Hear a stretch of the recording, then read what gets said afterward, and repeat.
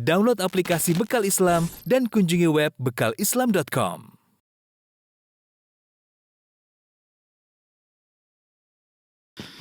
Bismillahirrahmanirrahim. Assalamualaikum warahmatullahi wabarakatuh.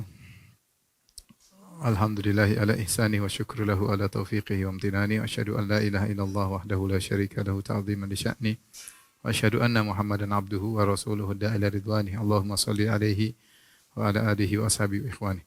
Para pemirsa yang dirahmati Allah Subhanahu wa taala, kita lanjutkan bahasan kita tentang kisah Nabi Sulaiman alaihissalam, dan kita masih membacakan kisah Nabi Sulaiman dari surat An-Naml. Allah Subhanahu wa taala berfirman, wa husyira li Sulaimana junuduhu minal jinni wal insi wat thairi fahum yuzaun.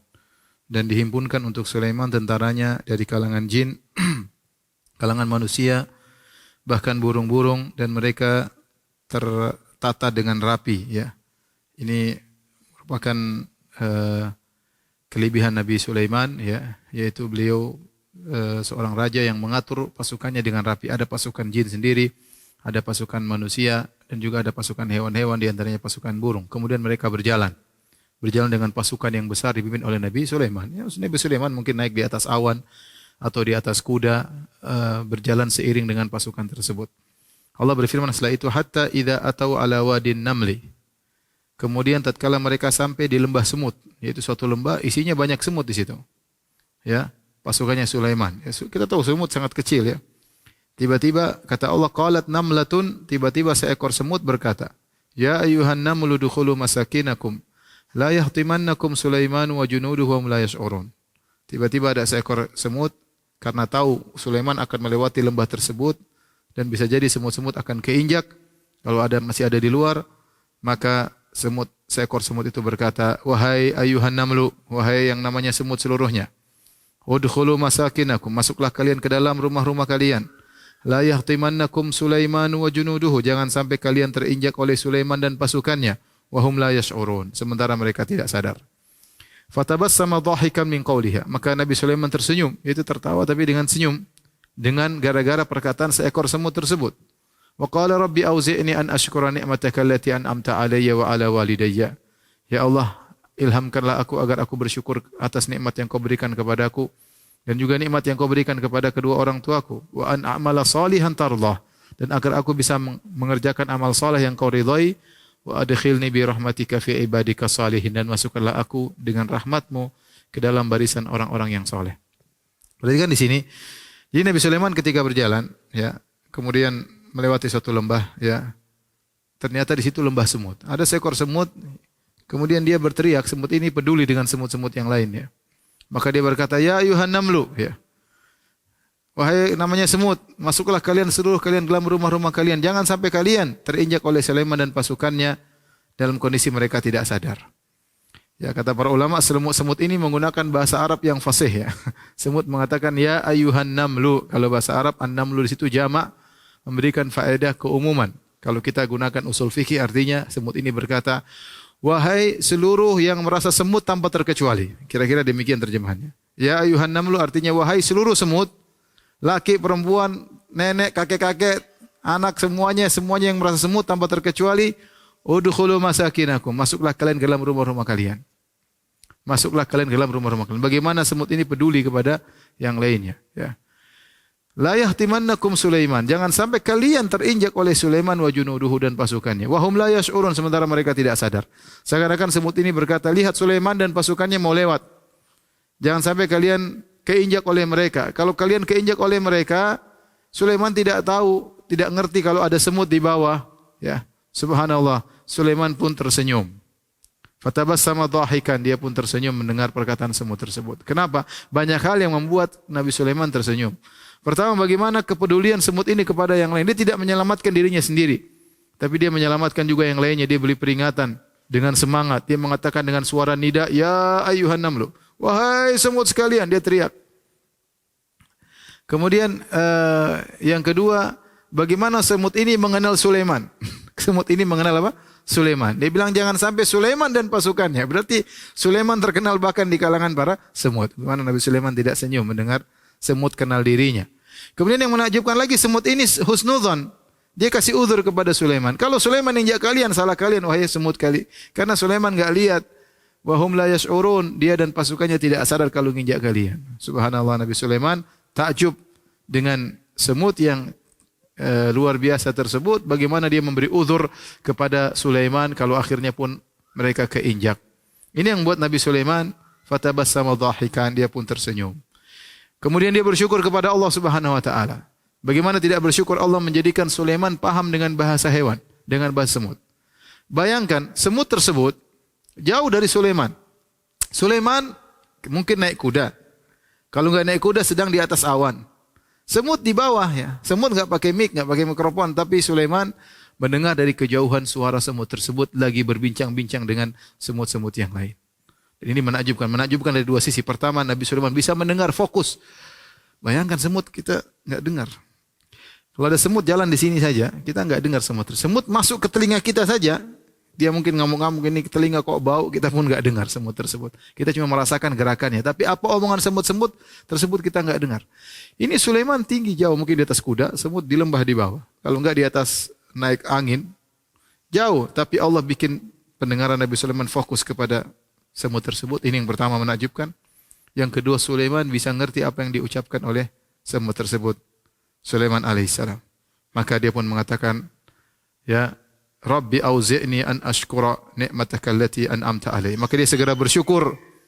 Dan dia ingin semakin bersyukur. Dia mengatakan, ya Allah, ya anugerahkanlah aku untuk bersyukur atas nikmat yang kau berikan kepada aku. Artinya Nabi Sulaiman paham bahwasanya nikmat yang Allah berikan kepada dia sangat banyak.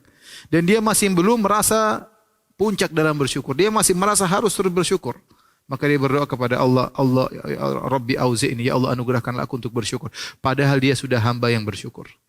Dia sudah menjadi hamba yang bersyukur, tapi dia tidak pernah ujub dengan apa yang dia lakukan, sehingga dia masih mohon kepada Allah agar bisa pandai bersyukur kepada Allah atas nikmat yang Allah berikan kepada dia dan nikmat kepada kedua orang tuanya. Ya, bayangkan ya. Dia bersyukur. Sebagian ulama mengatakan seakan-akan, kenapa dia mengatakan agar aku mensyukuri nikmat yang engkau berikan kepada aku dan berikan kepada kedua orang tuaku. Sebagian ulama mengatakan kalau dua orang tua kita kurang pandai bersyukur, kita mewakili. Kita mewakili. Bisa jadi kedua orang tua kita mungkin kurang agamanya, kurang ngerti. Kita sebagai anaknya yang telah mendapatkan bimbingan dari kedua orang tua kita, kita mewakili orang tua kita bersyukur karena apa yang kita lakukan pahala juga mengalir kepada kedua orang tua kita. Wa an a'mala salihan, anugerahkanlah aku, ilhamkan aku agar aku terus bisa beramal saleh. Ini adalah hamba yang saleh yang tidak ujub dengan apa yang dia lakukan. Oleh karena ada seorang tabi'in tatkala sedang tawaf, dia mendengar seorang berdoa, Allahumma kini syuhan nafsi. Allahumma kini syuhan nafsi. Dia berdoa dalam tawafnya, ya Allah, jagalah aku dari rasa pelitku. Hindarkanlah aku dari rasa pelitku. Ini orang berdoa dengan doa tersebut seakan-akan dia orang pelit. Seakan-akan minta berdoa agar rasa pelitnya dicabut. Dia bertanya, siapa orang ini yang senantiasa berdoa, ya Allah hilangkan rasa pelit dari diriku, jauhkanlah aku dari rasa pelit. Ternyata dia adalah Abdurrahman bin Auf radhiyallahu anhu, sang dermawan. Lihatlah para salaf dahulu, mereka beramal saleh, mereka tidak pernah merasa pede dengan apa yang mereka kerjakan. Sulaiman sudah bersyukur luar biasa, masih minta kepada Allah agar terus bisa bersyukur kepada Allah. Lihat Abdurrahman bin Auf sudah dermawan luar biasa, masih menganggap dirinya harus dihilangkan rasa pelit dari dirinya. Taib. Kemudian Allah lanjutkan setelah kisah Nabi Sulaiman dengan semut, sekarang kisah Nabi Sulaiman dengan hudhud. Kata Allah, waktu tafaqqadat tayr. Tiba-tiba Sulaiman memeriksa burung-burung. Dia punya, subhanallah, Sulaiman teratur ya, namanya pemimpin harus begitu, ada pasukan manusia. Jangan amburadul, enggak bisa mengatur ya. Dia punya pasukan manusia bisa dia atur, pasukan jin bisa dia atur, pasukan hewan dia bisa atur, kumpulan burung pun dia atur. Wa tafaqqadat tayr, maka dia periksa burung-burung. Periksa, subhanallah, Sulaiman periksa. Coba burung-burung hadir semua enggak? Ya. Tiba-tiba Nabi Sulaiman tidak lihat hudhud. Di antara kumpulan burung mungkin ada burung ini, burung anu, enggak ada burung hudhud. Faqala ma li la aral hudhuda am kana minal ghaibin. Kok aku tidak lihat hudhud? Atau dia tidak hadir? Nabi Sulaiman tidak tahu. Mana si hudhud? Saya kok enggak lihat? Enggak kelihatan atau tidak ada? Ya. Di depan dia ngomong begitu di hadapan pasukan yang lain. Maka ternyata hudhud tidak hadir. Maka Sulaiman berkata dengan tegas, la u'adzibannahu 'adzaban syadida. Ya. Kalau dia datang, saya akan menyiksa dia dengan siksaan yang pedih. Kata para ulama, Nabi Sulaiman ingin cabut bulu-bulunya. Bulu-bulunya dicabut. Burung hudhud kalau datang terlambat, cabut. Aula adzbahanna, atau aku sembelih dia. Aku akan sembelih burung hudhud karena kesalahan dia. Aula ya'tiyanni bisultanin mubin, atau dia datang membawa dalil uzur yang jelas bahwasanya kenapa dia terlambat. Kata para ulama, ini menunjukkan pemimpin harus tegas. Bukan memimpin pinter perlu, ya. Baik perlu, tapi waktunya tegas harus tegas. Kalau Sulaiman enggak tegas alaihissalam, nanti pasukan lain terlambat juga. Jin Ifrit terlambat, jin Tomang terlambat, jin Nabi Sulaiman enggak mau. Ini Hudhud jadi pelajaran. Kalau enggak punya dalil sembelih, kalau enggak dicabut bulu-bulunya. Biar yang lain jadi pelajaran. Kalau burung begini caranya, kalau jin lain lagi, kalau manusia lain lagi. Jadi ada ketegasan memimpin bukan cuma cerdas, ya. Dia ada kecerdasan tapi dia juga harus tegas. Kalau dia membelai terus tidak pernah tegas, dia akan dijadikan bulan-bulanan oleh anak buahnya. Maka Nabi Sulaiman menunjukkan ketegasannya di hadapan anak buahnya yang lain. Aku akan siksa ini burung Hudhud atau aku sembelih dia kecuali dia datangkan dengan dalil kenapa dia terlambat. Kata Allah, "Famakatha ghairu ba'idin faqala ahattu bima lam tuhitu bih." Tidak lama kemudian datanglah Hudhud, terlambat datang. Kemudian Hudhud terlambat datang, lantas dia berkata kepada Sulaiman, "Ahattu bima lam tuhitu bih." Aku punya ilmu tentang suatu yang kau tidak punya, wahai Sulaiman. Wa ji'tuka min saba'in binaba'i yaqin. Aku datang dari negeri Sabak dengan suatu kabar yang pasti. Subhanallah. Ini Hudhud sudah terlambat. Langsung dia bilang, saya punya ilmu baginda tidak punya. Masya Allah. Ya. Biasanya kan afwan, enggak. Langsung dia datang, dia mengatakan saya punya ilmu yang baginda Sulaiman tidak punya ilmu tentangnya. Ini kata para ulama, kenapa? Dia datang dari negeri Sabak tentang Ratu Balqis dan kondisinya. Dan Hudhud tahu, Sulaiman tidak tahu tentang kondisi tersebut. Ini dalil kata Imam Al-Qurtubi bahwasanya Nabi Sulaiman tidak tahu perkara gaib. Meskipun anak buahnya ada jin ifrit. Meskipun anak buahnya banyak jin, dia tidak tahu perkara gaib. Jangankan masa depan, bahkan kejadian di kampung lain, di negeri lain, Sulaiman di Palestina. Di negeri Yaman terjadi ada namanya Ratu Balqis dengan pasukannya, dengan anak buahnya. Sulaiman tidak tahu. Dan Nabi Sulaiman tidak tahu ilmu gaib. Ini diketahui oleh rakyatnya. Hudhud tahu Sulaiman tidak tahu ilmu gaib. Makanya dengan pede dia berkata, "Ahattu bima lam tuhitu bih." Ya, aku punya ilmu yang kau tidak punya, wahai Sulaiman. Wa ji'tuka min saba'in binaba'in yakin. Aku datang dari negeri Sabak, aku bawa kabar yang pasti. Ini bukan hoax lagi ya Sulaiman, ya. Jadi burung Hudhud ini tahu Nabi Sulaiman alaihissalam orang sibuk. Dia enggak bilang, "Wahai baginda, tadi saya jalan-jalan kan negeri Yaman indah, banyak ini ada sungai-sungai." Kebanyakan segera disembelih oleh Sulaiman. Maka Hudhud tahu Nabi Sulaiman orang sibuk, semuanya perlu keseriusan, apalagi di hadapan pasukan yang lain. Maka burung Hudhud tidak pakai muqaddimah, langsung menyampaikan intinya, aku punya ilmu yang kau tidak punya. Berarti burung Hudhud tahu Sulaiman tidak tahu ilmu gaib. Jadi perkara masyhur Sulaiman, Nabi Sulaiman tidak tahu ilmu gaib, itu perkara yang diketahui oleh rakyatnya. Ya. Dia tidak mengatakan mungkin baginda tahu, mungkin baginda ngerti. Langsung dia berkata, "Ahattu bima lam tuhitu bih." Dengan perkataan tidak ada keraguan. Aku punya ilmu yang kau tidak tahu, wahai baginda. Wa ji'tuka min saba'in binaba'in yakin. Aku datang dari negeri Sabak dengan kabar yang pasti. Antara Palestina dengan Sabak mungkin 2000 km. Ya. Jadi para sebagian ulama mengatakan Hudhud terbang, tahu-tahu dia pergi ke Sabak, mungkin dia dengar-dengar, mungkin dia ingin cek. Dan dia tahu ini bahaya, kalau terlambat datang dia tahu dia bahaya, tapi dia menimbang antara maslahat dan mudarat. Kalau dia datang di luar dia tidak tahu kabar Sabak, tapi kalau dia sampai sana ya dia akan terlambat, tapi ada maslahat lebih besar meskipun resikonya dia akan disiksa oleh Sulaiman. Di situ dia menimbang antara maslahat dan mudarat, ya. Ini burung Hudhud yang cerdas, ya. Kemudian akhirnya Hudhud menceritakan, ini apa berita yang dia kabarkan, bukan berita hoax, berita yang dia lihat dengan kedua matanya sendiri. Dia berkata, "Inni wajadtu imra'atan tamlikuhum wa utiyat min kulli syai'." Aku mendapati di negeri Sabak ada seorang ratu yang menguasai mereka. Wa utiyat min kulli syai', dan dia diberikan segala sesuatu. Jadi semua ratu ini kaya, punya macam-macam, punya kemewahan, semua kebutuhan ratu, kebutuhan raja dia miliki. Walaha arsyun azim, dan dia memiliki singgasana yang besar. Ini di antara hal yang dimiliki oleh Ratu Balqis, dia memiliki singgasana yang besar. Wajadtuha wa qaumaha yasjuduna lisyamsi min dunillah. Aku mendapati dia dan rakyatnya sujud kepada matahari, tidak sujud kepada Allah. Wa zayyana lahumus syaitanu a'malahum. Hudhud berkata, syaitan telah menghiasi perbuatan mereka. Fasaddahum 'anis sabil fahum la yahtadun. Syaitan telah menghalangi mereka dari kebenaran sehingga mereka tidak dapat petunjuk. Alla yasjudu lillahi alladhi yukhrijul khaba'a fis samawati wal ard wa ya'lamu ma tukhfuna wa ma tu'linun. Yaitu agar mereka tidak menyembah Allah yang mengeluarkan apa yang terpendam di langit dan di bumi, dan yang mengetahui apa yang kamu sembunyikan dan apa yang kalian nyatakan. Allahu la ilaha illa huwa rabbul arsyil azim. Tidak Tuhan yang berhak disembah kecuali Allah yang memiliki arsy yang agung. Laporan selesai. Laporan selesai. Subhanallah. Hudhud seekor burung tidak ridha melihat kesyirikan. Dia melihat ada manusia sembah matahari, dia harus cek dan dia harus lapor kepada Sulaiman. Tidak seperti sebagian kita melihat kesyirikan maka harus dilestarikan katanya untuk menambah devisa. Ya. Kesyirikan dilestarikan. Ya. Agar datang para wisata, agar melihat praktek kesyirikan. Kita kalau punya kemampuan jangan biarkan kesyirikan. Ya. Maka lihat Hudhud tidak setuju dengan kesyirikan tersebut. Dia tidak ridha dengan kesyirikan tersebut dan dia laporkan kepada Nabi Sulaiman alaihissalam. Ya. Dia mengatakan Ratu Balqis punya singgasana besar. Dia tutup laporannya dengan berkata, Allahu la ilaha illa huwa rabbul arsyil azim. Allah tidak ada sembahan yang berhak disembah kecuali Allah pemilik arsy yang agung. Taib. Apakah Sulaiman langsung membenarkan? Sulaiman tidak tahu ilmu gaib alaihissalam. Maka dia berkata, qala sananzuru asadaqta am kunta minal kadhibin. Kita cek dulu. Engkau benar atau tidak wahai Hudhud? Sulaiman masih tidak tahu. Ya, dulu tidak ada sarana untuk mengetahui. Maka Sulaiman berkata kepada Hudhud, kita lihat dulu, kau benar atau tidak wahai Hudhud. Maka Sulaiman memberi tugas kepada Hudhud. Ya, kita tahu para anbiya tidak tahu ilmu gaib. Nabi Yakub waktu Yusuf hilang, dia tidak tahu Yusuf bagaimana nasibnya. Ternyata sudah jadi pembesar. Ya, Nabi Muhammad SAW waktu kalungnya Aisyah hilang, dia tidak tahu kalungnya di mana. Intinya para anbiya tidak tahu ilmu gaib kecuali diberitahu oleh Allah. Maka Hudhud Nabi Sulaiman alaihissalam kasih tugas kepada Hudhud. Kata Nabi Sulaiman, "Idhhab bi kitabi hadza." Pergilah bawa suratku ini. Fa'alqih ilaihim, lemparkanlah suratku kepada mereka.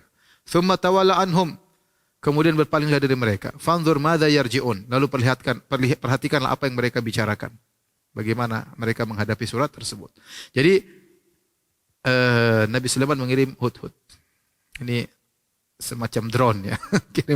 kirim burung Hudhud. Akhirnya burung terbang dari Palestina bawa suratnya Nabi Sulaiman. Surat yang singkat. Terbang berkilo-kilo, Masya Allah, tugas berat. Burung Hudhud terbang melewati kerajaan Balqis, melewati pengawal-pengawalnya terus sampai masuk ke kamarnya Balqis. Terus dia lempar itu surat. Balqis tidak tahu, tiba-tiba ada surat jatuh. Ini surat dari mana? Surat dari mana? Bagaimana surat bisa sampai melewati seluruh pengawalnya Balqis? Tentu Balqis istananya bukan di pagar ya. Kali pagar tok-tok bisa digo. Dia tentu Pak istananya di tengah. Ya tentu dengan penjagaan yang ketat. Tapi tiba-tiba surat itu bisa masuk luar biasa. Ini siapa yang bawa dia nggak tahu. Tiba-tiba dia buka surat tersebut. Isinya innahu min Sulaiman wa innahu bismillahirrahmanirrahim. Sungguhnya ini dari Sulaiman. Sungguhnya tidak ada. Ya, bismillahirrahmanirrahim. Dengan nama Allah yang Maha Pengasih lagi Maha Penyayang. Allah ta'alu alayya wa'tuni muslimin. Jangan sombong kepadaku, datanglah masuk Islam. Suratnya pendek, enggak panjang-panjang. Balqis, dari mana tinggal? Kafe halok. Enggak langsung. Ini surat raja kepada raja, bukan cengengesan, surat cengengesan enggak. Ini surat Nabi Sulaiman serius. Yang bagaimana seorang yang nabi yang benar-benar berdakwah di jalan Allah Subhanahu wa taala. Yang marah dengan adanya kesyirikan, sujud kepada selain Allah, ada yang sujud kepada matahari, ya. Tidak seperti kita, sebagian kita melihat kesyirikan dibiarkan saja, dicuekin bahkan dilestarikan. Maka isinya surat mudah. Innahu min Sulaiman, dari Sulaiman, bismillahirrahmanirrahim. Jangan angkuh, ya. Jangan merasa tinggi, ya. Datanglah masuk Islam, berserah diri. Akhirnya dibacalah oleh Balqis. Dia bingung ya. Maka dia berkata, dia kumpulkan semua pasukannya. Ini surat tidak sembarangan. Bukan dari raja-raja keroco, ini Sulaiman. Sulaiman tentu sudah terkenal ya di kalangan mereka, di kalangan para raja-raja. Mereka punya mata-mata dan yang lainnya. Maka dia berkata kepada pembesar-pembesarnya. Qalat ya ayyuhal mala'u, inni ulqiya ilayya kitabun karim. Wahai pembesar-pembesarku, telah dilemparkan kepadaku, telah jatuhkan kepadaku suatu surat yang mulia. Dia langsung memuji surat ini, surat mulia. Kenapa surat ini datang aneh? Datang tiba-tiba melewati segala pasukan, semua tembus tiba-tiba masuk ke kamarku. Ini surat ajaib. Ya. Padahal isinya ancaman. Tapi lihat Balqis cerdas. Dia mengatakan ulqiya ilayya kitabun karim. Ini surat yang mulia. Jadi tidak mengatakan ini surat siapa, ini kurang ajar, enggak. Dia tahu diri, ya. Kemudian innahu min Sulaiman wa innahu bismillahirrahmanirrahim alla ta'lu alayya wa'tuni muslim. Dia bacakan isinya kepada anak buahnya. Kemudian dia berkata, qalat ya ayyuhal mala'u aftuni fi amri ma kuntu qati'atan amran hatta tashhadun. Wahai pembesar-pembesarku, wahai pasukanku, berilah pertimbangan kepada aku. Aku bermusyawarah dengan kalian. Bagaimana keputusanku ini? Aku tidak bisa memutuskan perkara sampai kalian hadir dalam majelisku. Diskusi. Bagaimana pendapat kalian? Ya, dia tidak berani juga ambil keputusan tentang ini. Kita penuhi keinginan Sulaiman datang atau kita perang atau bagaimana? Melawan mereka. Akhirnya para pembesar-pembesar Balqis berkata dengan angkuhnya, qalu nahnu ulu quwwatin wa ulu ba'sin syadid wal amru ilaiki fanzuri madza ta'murin. Wahai Balqis, wahai ratu kami, jangan khawatir, kita ini orang-orang yang kuat. Kalau ditinjau dari pasukan, jumlah pasukan kita banyak. Kemudian dari senjata, wa uli ba'sin syadid, kita punya senjata yang kuat. Wal amru ilaik, perkara terserah engkau wahai Balqis. Mau bagaimana? Fanzuri, lihat apa yang kau pilih. Madza ta'murin, apa yang kau perintahkan kami jalankan. Mau perang, mau enggak terserah engkau. Ya. Yang jelas kita ini kuat, punya senjata yang kuat. Tapi Ratu Bilqis ya, ini perempuan. Dia tidak ingin perang, namanya fitrah, tidak suka perang. Dia berkata, innal muluka, dia ingatkan kepada kaumnya. Innal muluka idza dakhalu qaryatan afsaduha wa ja'alu a'izzata ahliha adillatan wa kadzalika yaf'alun. Dia ingatkan, wahai pembesar-pembesarku, sungguhnya para raja kebiasaan mereka, kalau sudah menyerang suatu negeri, ya, maka dia akan merusak negeri tersebut dan orang-orang mulia di negeri tersebut akan dihinakan oleh mereka. Allah mengatakan wa kadzalika yaf'alun. Sebenarnya mengatakan perkataan wa kadzalika yaf'alun, demikianlah yang akan mereka lakukan adalah perkataan Allah, membenarkan perkataan Bilqis. Artinya kalau Bilqis melawan, Sulaiman dan pasukannya akan datang dan menghancurkan kerajaan Saba dan mereka akan menjadi hina. Saya dan kalian akan menjadi hina, wahai pasukanku, kata Bilqis. Tapi saya punya ide, kata Bilqis. Wa inni mursilatun ilaihim bihadiyatin fanadhiratun bima yarji'ul mursalun. Saya akan mengirim hadiah kepada mereka. Ya, hadiah istimewa yang banyak dan saya akan menunggu bagaimana keputusan yang diambil oleh mereka. Lihat bagaimana kabar mereka. Kata para ulama, Bilqis pintar. Dia tahu bahwasanya hadiah punya pengaruh. Ya, hadiah punya pengaruh.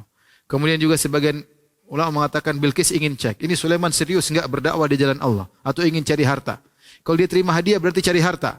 Kalau dia tidak terima hadiah berarti dia serius ingin berdakwah dan tidak peduli. Maka akhirnya disiapkanlah ya. Ada hadiah punya pengaruh ya. Ya, orang tadinya kasar menjadi lembut ya dan macam-macam. Akhirnya Bilqis siapkan hadiah yang banyak. Mulailah pasukan yang membawa hadiah yang banyak kepada Nabi Sulaiman. Akhirnya diserahkanlah hadiah tersebut kepada Sulaiman. Sulaiman alaihissalam marah. Beliau berkata, "Atumiddunani bimal." Kalian ingin memberikan kepadaku dengan harta, menyogokku dengan harta. Fama atani Allahu khairun mimma atakum. Apa yang Allah berikan kepadaku lebih baik daripada hadiah kalian ini. Bal antum bi hadiyatikum tafrahun. Tapi kalian merasa bangga dengan hadiah kalian. Enggak ada apa-apanya, saya punya lebih banyak daripada kalian. Nabi Sulaiman marah. Irji ilaihim falanatiyannahum bijunudin la qibala lahum biha. Pulang sana ke negeri kalian, ke Saba. Kami akan mengirim pasukan yang tidak ada yang bisa melawan pasukan tersebut. Walan ukhrijannahum minha adillah. Kami akan usir mereka dari negeri mereka dengan kondisi hina. Wahum saghirun, dan mereka akan rendah. Ancaman dari Nabi Sulaiman. Akhirnya ratu tersebut, para pembawa hadiah tersebut pulang lapor ke Ratu Balqis. Ratu Balqis takut, ya sudahlah kita menyerah saja. Kita masuk Islam saja. Akhirnya mereka berjalan dari negeri Saba menuju ke Palestina untuk menyerahkan diri. Ya. Nabi Sulaiman mungkin dikabarkan oleh Hutut atau jin, lihat mereka sudah datang. Akhirnya Nabi Sulaiman ingin bikin kejutan. Kata Nabi Sulaiman, "Ya ayyuhal mala'u ayyukum ya'tini bi arsyiha qabla an ya'tuni muslimin." Wahai, kata Nabi Sulaiman kepada pasukannya, "Wahai pasukanku, siapa di antara kalian yang mampu mendatangkan singgasana si Balqis sebelum mereka datang menyerahkan diri kepadaku?" Mulailah Ifrit berkata, "Qala Ifritun minal jin, ana atika bihi qabla an taquma min maqamik." Aku akan mendatangkan singgasana tersebut kepada engkau wahai Sulaiman sebelum kau berdiri dari tempatmu. Wa inni alaihi laqawiyyun amin. Dan aku kuat dan terpercaya, jangan khawatir. Ifrit ni jin hebat ya. Dia jin syaitan tapi dia hebat ya. Dan dia anak buahnya Sulaiman. Jadi dia berkata, "Wahai Sulaiman, engkau setiap hari mengecek kerajaanmu. Dan itu butuh waktu, duduk, nanti waktu Sulaiman berdiri berarti sudah selesai dari pengecekan daripada pengecekan kondisi negara.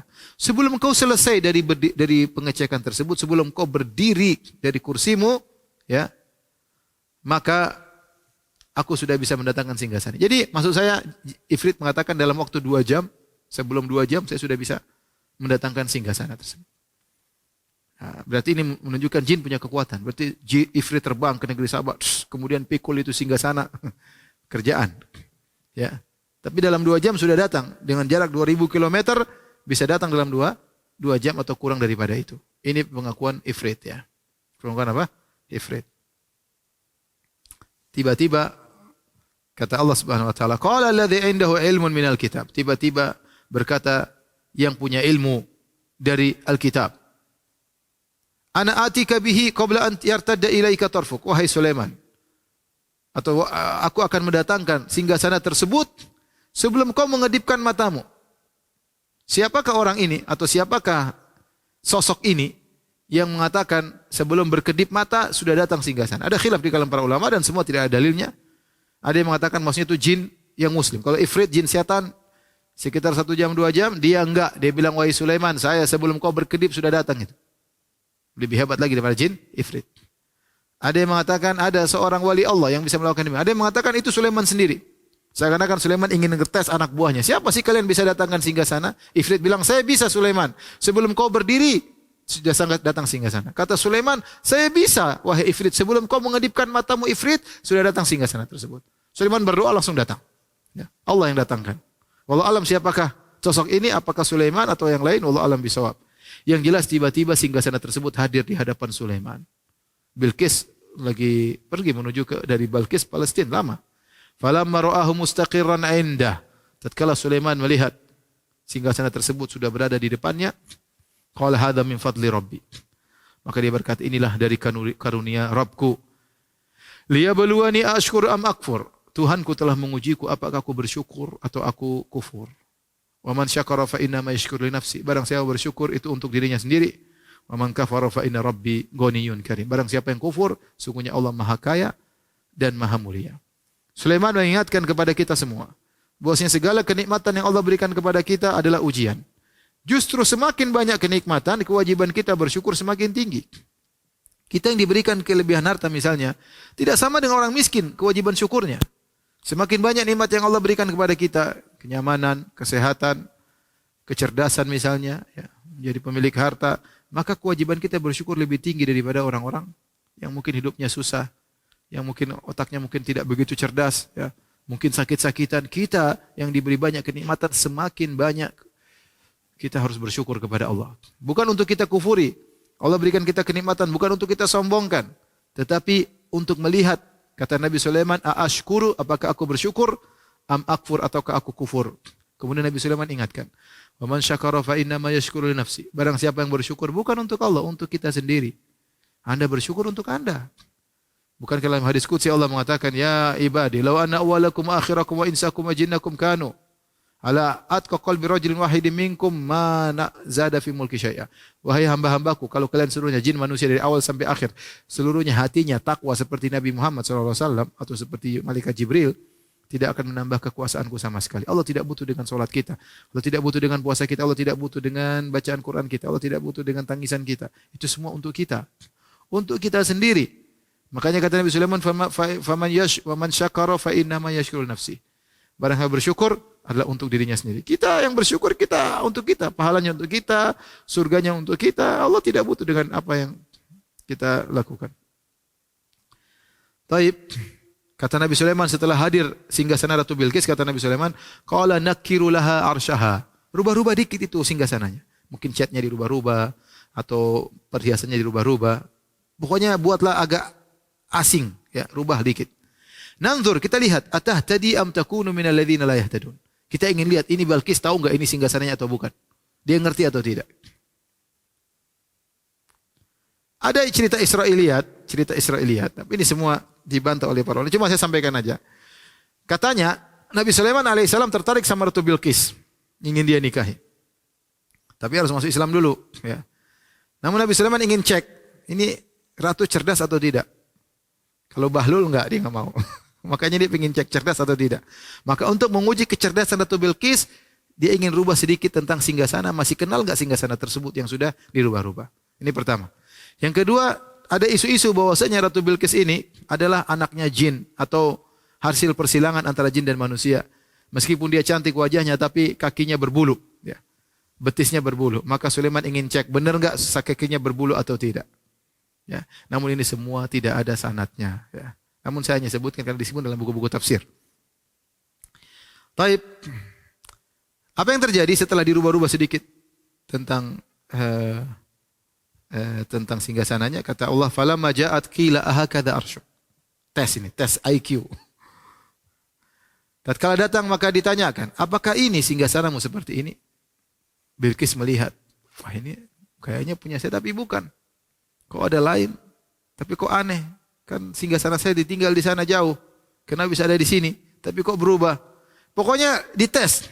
Lihat Ratu Bilqis pintar. Dia tidak menjawab iya, dia tidak mengatakan bukan. Dia berkata dengan jawaban diplomasi, ka'annahu, sepertinya, subhanallah. Dia mengatakan, sepertinya singgasanaku. Ya. Ini berarti pintar, lolos, IQ lolos. Wa utinal ilma min qabliha wa kunna muslimin. Kata Nabi Sulaiman, dan kami diberikan ilmu sebelum dia punya ilmu, dan kami telah Islam terlebih dahulu. Kami adalah orang yang berserah diri. Wa saddaha ma kana ta'budu min dunillah, dan dia telah dihalangi, ya.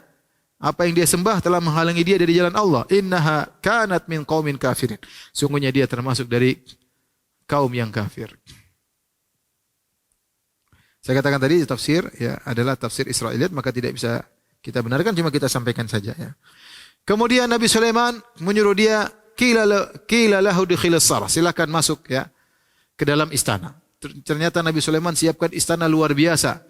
Istana yang luas, yang di situ dibangun di atas, di bawahnya ada air, kemudian di atas air tersebut dibuat kaca yang panjang dan lebar dan tebal. Dan kaca tersebut bukan kaca-kaca sambungan. Kalau kaca-kaca sambungan, orang bisa lihat ini ada kaca di atasnya. Tetapi kaca tersebut benar-benar seakan-akan tidak ada dan luas panjang. Saya bilang di zaman sekarang tahun 2020 belum ada istana seperti itu. Istana itu sudah pernah ada di zaman Nabi Sulaiman ya, karena tukang bangunannya jin-jin ya. Ya, kontraktornya jin, nggak bisa bikin ya. Kemudian Nabi Sulaiman suruh masuk melewati istana yang ternyata isinya air. Dilihat Bilqis harus masuk dan dia nurut saja. Falamma ra'athu, tatkala dia melihat lantainya ternyata dia tidak melihat kaca. Ya, dia melihat ada air. Hasibat hulujatan, maka dia menyangka bahwasanya di situ ada air kolam yang besar. Wa kasyafat an saqaiha, maka dia singkap betisnya supaya masuk ke air. Sulaiman lihat, oh, betisnya ternyata enggak ada bulunya. Benar. Tapi saya katakan itu juga Israiliyat ya. Bahkan sebagian ulama membantah tidak benar Sulaiman seperti itu. Tapi intinya akhirnya dia angkat betisnya dan kelihatan betisnya. Kemudian Nabi Sulaiman jelaskan, qala innahu sarhun mumarradun min qawarir. Ya, sungguhnya itu adalah istana ya yang licin yang terbuat dari kaca. Maka Bilqis pun sadar, qalat rabbi inni zalamtu nafsi. Aku telah berbuat zalim kepada diriku. Wa aslamtu ma'a Sulaiman lillahi rabbil alamin. Dan aku masuk Islam bersama Sulaiman karena Allah. Bukan karena Sulaiman. Aku masuk Islam karena Allah penguasa alam semesta. Ya. Apakah Nabi Sulaiman menikah dengan Ratu Bilqis? Ya. Tidak ada dalilnya. Kita tidak tahu bagaimana ceritanya. Ada yang mengatakan Nabi Sulaiman menyerahkan Ratu Bilqis kepada raja yang lain. Wallahu alam, ini semua tidak ada ceritanya ya. Wallahu alam bisawab ya. Yang ada datang hanya dalam kisah Israiliyat ya. Waktu walimah juga kita tidak hadir ya intinya. Taib. Inilah kisah Nabi Sulaiman alaihissalam ya.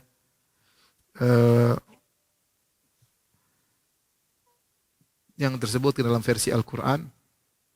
Saya tutup kisah Nabi Sulaiman dengan kisah Nabi Sulaiman dalam versi Bible.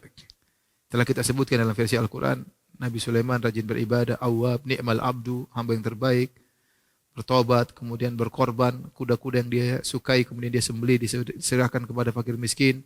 Ya, kemudian selalu berdoa kepada untuk bersyukur, tidak pernah sombong, tidak pernah angkuh. Ya, luar biasa Nabi Sulaiman alaihissalam. Ya. Adapun dalam Bible, ya, Atau sebelum kita sampaikan dalam Bible tentang bagaimana wafatnya Nabi Sulaiman. Allah berfirman tentang wafatnya Nabi Sulaiman dalam surat Saba ayat 14. Falamma qadayna alaihi al-mauta ma dallahum ala mauti illa dabatul ardi ta'kulu min sa'atah. Tatkala kami putuskan Nabi Sulaiman akan meninggal dunia, maka tidak ada yang menunjukkan tentang kematiannya kecuali rayap yang memakan tongkatnya. Falamma kharra, tatkala Nabi Sulaiman jatuh, tabayyanatil jinnu an law kanu ya'lamunal ghaib, maka jin sadar kalau mereka tahu ilmu gaib, ma labithu fil adzabil muhin, maka mereka tidak akan terus dalam siksaan yang menghinakan. Jadi maksud ayat ini, Sulaiman alaihissalam, beliau diantaranya ngecek pekerjaan jin-jin. Jin-jin setan-setan juga jadi anak buah Nabi Sulaiman. Nabi Sulaiman sering ngecek dan sering beliau sholat. Sholat dengan tongkatnya. Kalau beliau sudah sholat terkadang lama. Sampai disebutkan berhari-hari. Bahkan sebagian riwayat mengatakan dalam Israel sampai setengah tahun, berbulan-bulan. Ada yang Nabi Sulaiman kalau sudah pegang dia kuat ibadah. Tapi dia bersandar kepada sebuah tongkat. Begitulah setiap hari. Sehingga jin-jin ketakutan. Oh Sulaiman datang, mereka kerja. Oh Sulaiman datang, mereka kerja. Ya, terus begitu. Satu hari dan ada isu-isu tersebar di kalangan kerajaan Sulaiman, jin-jin sombong. Kita tahu ilmu gaib, kita tahu ilmu gaib. Maka Allah ingin menutup mulut mereka yang ngaku-ngaku tahu ilmu gaib. Allah buktikan bahwasanya kalian jin yang sok-sok ngaku tahu ilmu gaib, sekedar mencuri-curi berita dari langit, kalian tidak tahu ilmu gaib. Buktinya Sulaiman mati, kalian tidak tahu. Itu maksud Allah dalam ayat ini. Maka akhirnya suatu hari Allah telah mencatat Nabi Sulaiman meninggal dunia. Nabi Sulaiman pun datang seperti kebiasaannya. Kemudian dia menjaga, melihat ya, mandorin jin-jin yang sedang kerja, jin-jin setan yang sedang bekerja. Maka Nabi Sulaiman sholat. Waktu dia sholat, dia pegang tongkatnya. Jin-jin tidak tahu, Sulaiman ada, mereka terus kerja. Sulaiman ada, belum pulang, kerja terus. Terus sampai disebutkan berbulan-bulan Nabi Sulaiman terus sholat di situ. Padahal sudah meninggal. Sudah meninggal tapi dia pegang. Karena kita tahu jasad Nabi tidak rusak. Yang rusak tongkatnya. Nabi Sulaiman beli pegang tongkat. Ini sudah meninggal, jin-jin tidak tahu. Kerja terus. Tiba-tiba rayap makan tongkat tersebut. Begitu tongkat tersebut patah, Nabi Sulaiman jatuh.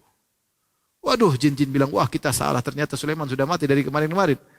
Kita ada kerja setengah mati. Makanya Allah mengatakan, kalau jin tahu ilmu gaib, mereka sudah kabur. Tatkala tahu Sulaiman mati. Ternyata Sulaiman mati, mereka tidak tahu. Akhirnya Nabi Sulaiman alaihissalam meninggal dunia. Ini dalil bahwasanya jin tidak tahu ilmu gaib sebagaimana manusia. Yang tahu jin hanya nebak-nebak, hanya dengar berita-berita dibicarakan oleh malaikat, tapi mereka tidak tahu ilmu gaib.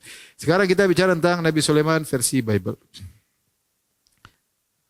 Kalau Sulaiman versi Bible jauh berbeda. Di akhir hayatnya dia murtad. Kemudian kerjaannya hanya nuruti keinginan istri-istrinya. Bahkan dia bangun tempat sembahan untuk berhala-berhala. Itulah Sulaiman versi Bible. Saya bacakan.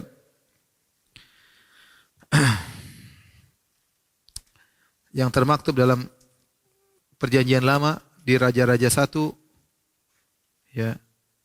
Bagian 11 ayat 1 sampai 12. Yang punya Bible silakan dibuka ya. Saya ulangi Raja-Raja 1. Ada dua raja 1, Raja 2. Ini Raja-Raja 1 terus 11 bagian 11. Kemudian di bagian 11 itu ada ayat banyak, ayat 1 sampai ayat 12. Saya bacakan. Adapun Raja Salomo, Raja Sulaiman bin Daud, mencintai banyak perempuan asing. Dia suka dengan perempuan asing. Selain asing maksudnya selain Bani Israel. Di samping anak Fir'aun, ia mencintai perempuan-perempuan Moab, Amon, Edom, Sidon, dan Het. Suku-suku ini. Dia mencintai anaknya Fir'aun dari Mesir. Dan dia juga suka dengan wanita-wanita dari suku Moab, suku Amon, suku Edom, suku Sidon, suku Het. Padahal tentang bangsa-bangsa itu, Tuhan telah berfirman kepada orang Israel. Janganlah kamu bergaul dengan mereka, dan mereka pun jangan bergaul dengan kamu, sebab sesungguhnya mereka akan mencondongkan hatimu kepada Allah-Allah mereka. Allah sudah ingatkan, jangan bergaul dengan suku-suku itu. Jadi kalau kita lihat Allah versi Bible, seakan-akan Allah ini pembela Yahudi tok gitu, perhatian sama Bani Israel doang. Maka Allah sudah ingatkan, jangan kalian bergaul dengan suku-suku Moab, Amon, Edom, Sidon, Het. Kenapa mereka? Kalau kalian bergaul dengan mereka, mereka akan mencondongkan hati kalian kepada Tuhan-Tuhan mereka. Kepada Allah-Allah mereka, maksudnya kepada Tuhan-Tuhan mereka. Namun apa kata dalam Perjanjian Lama? Hati Salomo telah terpaut kepada mereka dengan cinta. Jadi Sulaiman sudah jatuh cinta sama cewek-cewek dari sana. Ia mempunyai 700 istri. Bayangkan, Sulaiman memiliki 700 istri. Dari kaum bangsawan dan 300 gundik. Jadi Sulaiman ini luar biasa dalam versi Perjanjian Lama. Istrinya 700, gundiknya 300. 1000 berarti. Ini Nabi Muhammad SAW baru istri 9 sudah banyak berkicau orang-orang kafir ya. Protes sana, protes ini, nuduh macam-macam, nuduh ikut hawa nafsu lah macam-macam dengan tuduhan tidak. Ini Sulaiman punya istri 700, mereka tidak pernah komentar. Tidak pernah komentar di Twitter ya. Ini istrinya 700, ya. Kita bilang mungkin saja ini syariat terdahulu, kita enggak tahu benar atau tidak. Yang jelas demikian dalam perjanjian lama. Istrinya 700, gunduknya 300. Jadi total 1000.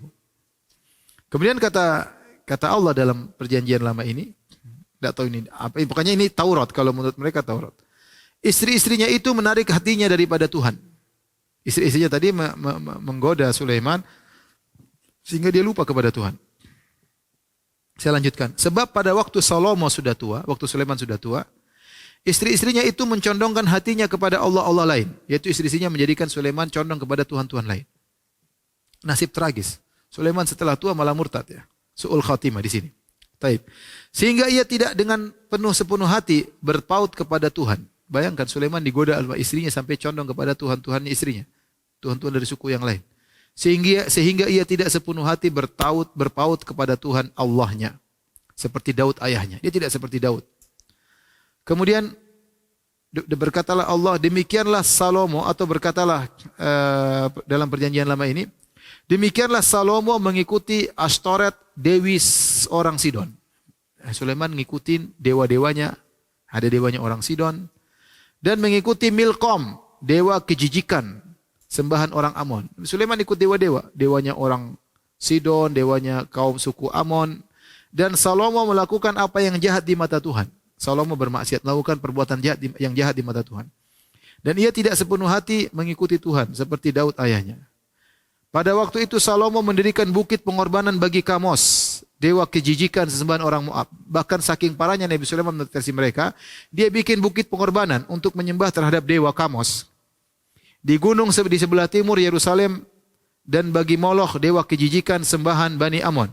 Juga bikin lagi tempat sembahan buat dewa Moab, buat dewanya suku Moab, dan bikin lagi tempat ibadah untuk sembahan suku Amon. Karena istri-istrinya dari Moab, dari Amon. Jadi Sulaiman ini ngomongin sama istrinya. Dia takut sama istrinya atau sayang sama istrinya sehingga istrinya suruh syirik dia bikin. Demikian juga dilakukan bagi semua istrinya. Orang-orang asing itu. Benar, Sulaiman semua istrinya punya dewa ini dikerjain. Yang mempersembahkan korban ukupan dan korban sembelihan kepada Allah-Allah mereka, kepada dewa-dewa mereka.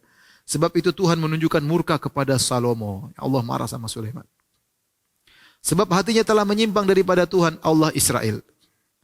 Jadi Tuhannya Israel, Nabi Sulaiman menyimpang. Ini kayaknya Tuhannya buat Israel dong. Yang telah 2 kali menampakkan diri kepadanya, dan yang telah memerintahkan kepadanya dalam hal ini supaya jangan mengikuti Allah-Allah lain, Tuhan-Tuhan lain. Akan tetapi ia tidak berpegang pada yang diperintahkan Tuhan. Lalu berfirmanlah Tuhan kepada Salomo, oleh karena begitu kelakuanmu, yakni engkau tidak berpegang pada perjanjian dan segala ketetapanku yang telah kuperintahkan kepadamu, maka sungguhnya aku akan menggoyakkan kerajaan itu daripadamu dan akan memberikan kepada hambamu. Hanya pada waktu hidupmu ini aku belum melakukannya, oleh karena Daud ayahmu dari tangan anakmu lah aku akan mengoyakkannya. Jadi Allah ancam, wahai Sulaiman, gara-gara kau kurang ajar, kau bermaksiat, kau menyembah dewa-dewa, aku akan menghancurkan kerajaanmu. Tapi kerajaanmu hancur bukan sekarang, nanti di tangan anakmu. Inilah Nabi Sulaiman versi Bible. Dia telah melakukan 5 kesalahan. Yang terparah, Sulaiman di akhir hayatnya murtad, su'ul khatimah. Di mana ia mengikuti dewa-dewa istrinya. Dewa istri ini, Amon, suku ini, dia ikuti semua. Dia mengikuti. Padahal dalam syariat Nabi Musa alaihissalam, orang yang murtad harus dibunuh. Meskipun murtad tersebut seorang nabi. Karenanya Nabi Musa alaihissalam membunuh para pengikutnya yang telah menyembah patung sapi. Ribuan dibunuh sama Nabi Musa alaihissalam. Perhatikan dalam perjanjian lama, dalam kitab Ulangan 13 ayat 1-15, ada hukum yang berlaku dalam Taurat mereka, versi mereka. Allah berkata, apabila di tengah-tengahmu muncul seorang nabi atau seorang pemimpi dan ia memberitahukan kepadamu suatu tanda atau mukjizat, ya, dan apabila tanda atau mukjizat yang dikatakannya kepadamu terjadi dan ia membujuk, mari kita mengikuti Allah lain, Tuhan yang lain yang tidak kau kenal, dan mari kita berbakti kepadanya, maka janganlah engkau mendengarkan perkataan nabi atau pemimpi itu. Sebab Tuhan Allahmu mencoba kamu untuk menguji kamu untuk mengetahui apakah kamu sungguh-sungguh mengasihi Tuhan Allahmu dengan segenap hatimu dan segenap jiwamu. Tuhan Allahmu yang harus kamu ikuti. Kamu harus takut akan Dia. Kamu harus berpegang kepada perintahnya. Suaranya harus kamu dengarkan. Kepadanya kamu harus berbakti dan berpaut. Nabi atau pemimpi itu haruslah dihukum mati. Bayangkan, jadi kalau Nabi ngajak sembah kepada yang lain, apalagi bikin kuil, apalagi bikin penyembahan kepada dewa-dewa, maka Nabi itu harus dihukum mati. Karena ia telah mengajak murtad kepada Tuhan Allahmu yang telah membawa keluar kamu dari tanah Mesir dan yang menebus engkau dari rumah perbudakan dengan maksud untuk menyesatkan engkau dari jalan diperintahkan Tuhan Allahmu. Jadi aturannya dalam Taurat kalau ada nabi murtad harus dibunuh. Jadi Sulaiman melakukan kemurtadan di akhir hayatnya menurut versi Bible. Yang kedua, Sulaiman membangun bukit pengorbanan bagi dewa-dewa berhala-berhala. Dibangun. Dan berhala-berhala ini disebutkan dalam perjanjian lama sampai ratusan tahun. Hingga akhirnya dihancurkan oleh seorang raja bernama Yosia bin Amon.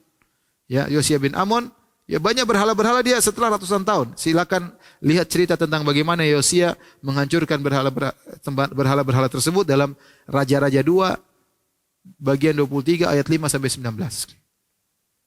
Dia pergi ke gunung-gunung, dihancurkan kuil-kuil yang pernah dibangunkan oleh Sulaiman, dihancurkan semuanya. Kesalahan ketiga, Sulaiman menikah dengan wanita-wanita dari suku-suku yang dilarang. Padahal sudah dilarang, jangan dekati suku-suku tersebut.